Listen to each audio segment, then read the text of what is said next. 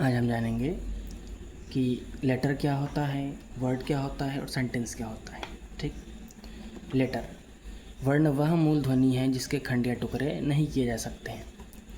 इसका डेफिनेशन है, general definition. अब आप लोग सोच रहे होंगे कि यहाँ अक्षर यहाँ वर्ण क्यों लिखा गया। रीज़न है, समझते हैं। नीचे पहले पढ़ते हैं फिर समझाते हैं आपको। वर्ण, मुख से निकलने वाली ध्वनि को या ध्वनियों को वर्ण कहते हैं। जैसे एग्जाम्पल यहाँ दिया गया है, क ख अ प म इत्यादि। ठीक। वर्ण और अक्षर दोनों एक ही चीज़ है। जो हम क ख ग घ पढ़ते हैं वो जब तक साउंड के फॉर्म में है, जब तक आवाज़ के रूप में है, तब तक उसे हम वर्ण कहेंगे। लेकिन जैसे ही उन्हें हम यहाँ लिख देंगे या फिर रिटन फॉर्म में ला देंगे, उन्हें एक आकार दे दिया जाएगा, तो वो अक्षर कहला जाएंगे। ठीक है, वे अक्षर कहे जाएंगे। कब? जब वे लिख दिए जाएंगे। जब तक वे नहीं लिखे गए तब तक वे वर्ण कहे जाएंगे। ठीक है, चलिए। वर्ण और अक्षर में क्या अंतर है? सेम यही अंतर है। जब तक वे साउंड के फॉर्म में हैं तब तक वे वर्ण कहे जाएंगे, और जब वे लेटर के फॉर्म में आएंगे तब वे अक्षर कहे जाएंगे। सेम बात मैंने यहाँ पर लिख रखा है, रिटन रूप में आप इन्हें पढ़ सकते हैं। चलिए, क ख अ इत्यादि ये सभी जब तक ध्वनि के रूप में हैं तब तक इन्हें हम वर्ण कहते हैं, और जब इन्हें आकार दे दिया जाता है या लिख दिया जाता है तो इन्हें हम अक्षर कहते हैं। सेम बात हमने लिखा। चलिए, यहाँ तक क्लियर है, आगे बढ़ते हैं। अब वर्ड क्या होता है इसके बारे में समझते हैं।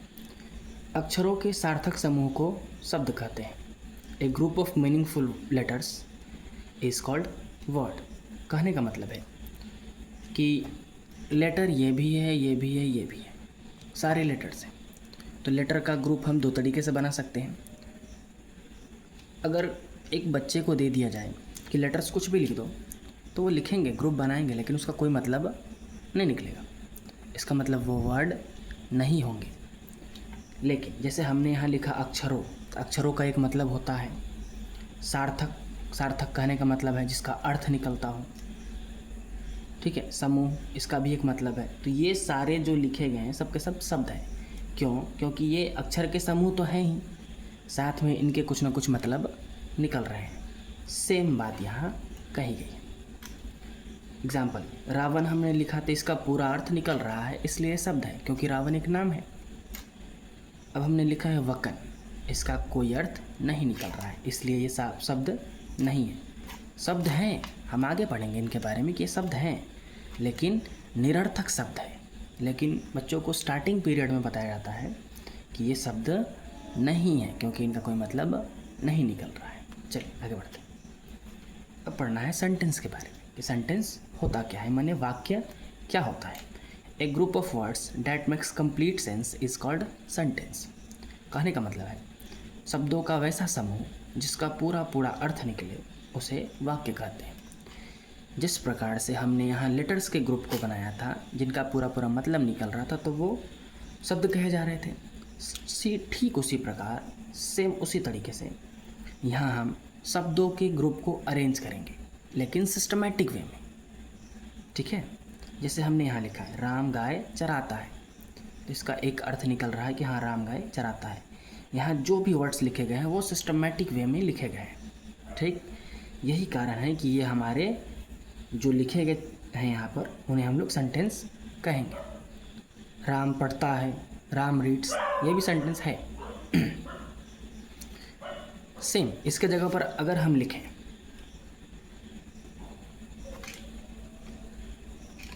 पढ़ता राम है क्यों, पढ़ता राम है क्यों, तो इसका भी तो मतलब निकल ही जाएगा, लेकिन थोड़ा सा अटपटा है। चलिए दूसरा एग्जांपल लेते हैं हम लोग।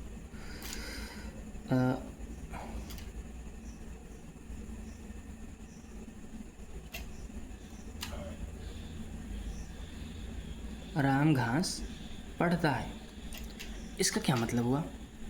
राम घास पढ़ता है, क्या ये सेंटेंस सही है? नहीं, घास को कैसे पढ़ा जा सकता है? नहीं पढ़ा जा सकता। मतलब वर्ड्स का ग्रुप तो है लेकिन सिस्टमेटिक वे में नहीं है, इस वजह से ये सेंटेंस नहीं है। तो लेटर, वर्ड और सेंटेंस क्लियर है। आगे बढ़ते हैं नेक्स्ट पेज पे।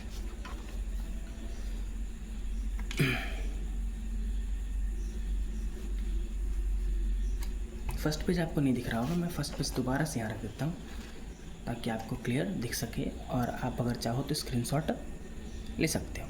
चलिए अब मैं हटा देता हूँ। अब पढ़ना है हमें, पहला स्टेप था हमें लेटर, वर्ड और सेंटेंस सीखना, जो हमने सीख चुके हैं, ठीक है, हम लोग पढ़ चुके हैं। अब हमें पढ़ना है पार्ट्स ऑफ स्पीच के बारे में, जो ग्रामर का स्टार्टिंग पॉइंट होता है। पार्ट्स ऑफ स्पीच लिखा गया है, all the English words are divided into 8 parts, या 8 ग्रुप्स बोल सकते हैं according to the work they do in a sentence. Each group is called parts of speech. कहने का मतलब है कि अंग्रेजी के सभी शब्दों को वाक्य में कार्य एवं प्रयोग के आधार पर 8 भागों में बांटा गया है। इनमें से प्रत्येक भाग को पार्ट्स ऑफ स्पीच कहते हैं। अब नॉर्मल अपने लैंग्वेज में अगर समझा जाए तो ऐसा कह सकते हैं कि जितने भी वर्ड्स का हम लोग इस्तेमाल करते हैं जो कि इंग्लिश लैंग्वेज से जुड़े हुए हैं, हर वर्ड्स का अलग अलग जगह पे इस्तेमाल होता है। हर वर्ड को अगर हम चाहें कि एक ही जगह पर बैठा दिया जाए तो ऐसा तो हो नहीं सकता। जैसे हमने पहले पेज पर यहाँ पढ़ा था, यहाँ अगर इसका हम ट्रांसलेट करें तो थोड़ा अटपटा सा हो जाएगा, तो इंग्लिश के हिसाब से गलत है। तो अलग अलग वर्ड्स का इस्तेमाल करने का जगह जो है वो अलग अलग पोजीशंस बनाई गई, तो उसी हिसाब से इनको 8 भागों में बांटा गया है। तो उन 8 भागों के नाम हमने यहाँ दे रखे हैं। फर्स्ट है आपका नाउन, हिंदी में बोलते हैं संज्ञा। सेकंड यहाँ है प्रोनाउन माने सर्वनाम, एडजेक्टिव विशेषण, वर्ब क्रिया, एडवर्ब क्रिया विशेषण, प्रीपोजिशन संबंध बोधक अव्यय, कंजक्शन समुच्चय बोधक अव्यय और इंटरजेक्शन यानी विस्मयादि बोधक अव्यय। ये 8 प्रकार के सेंटेंस होते हैं।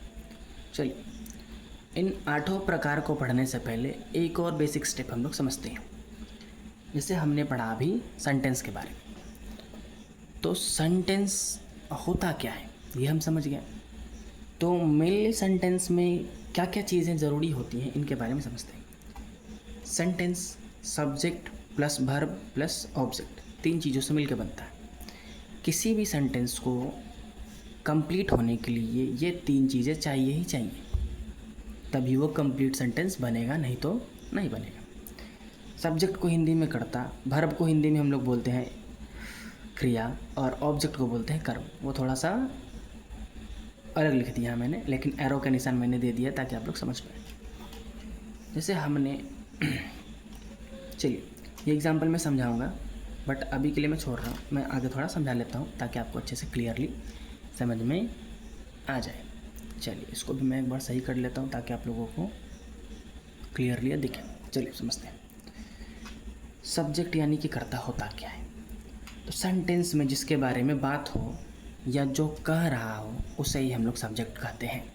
जैसे एक एग्जांपल मैं लेता हूँ कि मैं पढ़ रहा हूँ, तो इस सेंटेंस में मैं जो शब्द है वही सब्जेक्ट कहाएगा। क्यों? क्योंकि जिस मैं के बारे में बात हो रही है या फिर मैं बोल रहा है तो वही सब्जेक्ट होगा। क्लियर है? आगे बढ़ते हैं। वर्ब यानी कि क्रिया, जिस शब्द से काम के करने या होने का पता चले उसे वर्ब कहते हैं। और साथ ही साथ am, is, are, was, were, can, should, have, has, had, could, ये सारे के सारे वर्ब कहे जाते हैं। इनके जैसे और भी हैं जो वर्ब के रूप में इस्तेमाल होते हैं। हाँ, ये मेन वर्ब के रूप में भी इस्तेमाल होते हैं और हेल्पिंग वर्ब के भी रूप में इस्तेमाल होते हैं। तो मेन वर्ब, हेल्पिंग वर्ब हम लोग आगे बढ़ेंगे, ठीक है। तो फिलहाल अभी हम ऑब्जेक्ट को समझते हैं। वर्ब तक क्लियर होगा। ऑब्जेक्ट कहने का मतलब होता है कर्म। तो सेंटेंस में सब्जेक्ट और वर्ब को छोड़ करके जो भी बचता है उसे हम लोग ऑब्जेक्ट कहते हैं। एग्जाम्पल से समझते हैं, अच्छे से समझ में आएगा। Ram is a boy, Hindi में राम एक लड़का है। राम के बारे में बात हो रही है, सब्जेक्ट है। इज़ हमने एम, इज़, आर के बारे में पढ़ा, ये वर्ब होता है। हाँ, यहाँ इज से काम के करने का पता नहीं चल रहा, इसका मतलब ये थोड़ा ही वर्ब नहीं है, हमने तो यहाँ बताया है कि ये वर्ब होता है तो वर्ब होगा।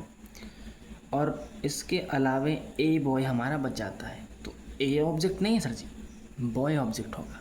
कौन? बॉय ऑब्जेक्ट होगा। चलिए सेकंड एग्जांपल समझते हैं। ही इज़ प्लेइंग, वह खेल रहा है। वह के बारे में बात हो रही है तो ये सब्जेक्ट है, इसके साथ इज लगा है तो ये वर्ब होगा। हाँ, प्लेइंग माने खेलना, काम है, सब्जेक्ट और वर्ब तो मिल गया, इसका मतलब ये थोड़ा ही कि ये ऑब्जेक्ट हो जाएगा, नहीं। प्लेइंग से, खेलने से काम का पता चल रहा है कि नहीं चल रहा, तो ये भी तो काम है ना, वर्ब है, इसलिए वर्ब होगा, ऑब्जेक्ट नहीं होगा। ठीक है, हाँ, इसमें ये मेन काम है इसलिए मेन वर्ब होगा। और यह मदद, मेन वर्ब के अलावा अगर कोई वर्ब बच जाए सेंटेंस में तो उसे हम लोग हेल्पिंग वर्ब का नाम देते हैं। चलिए, अच्छे से समझ में आ गया होगा आप लोगों को। तो आज के लिए इतना ही, चलते हैं।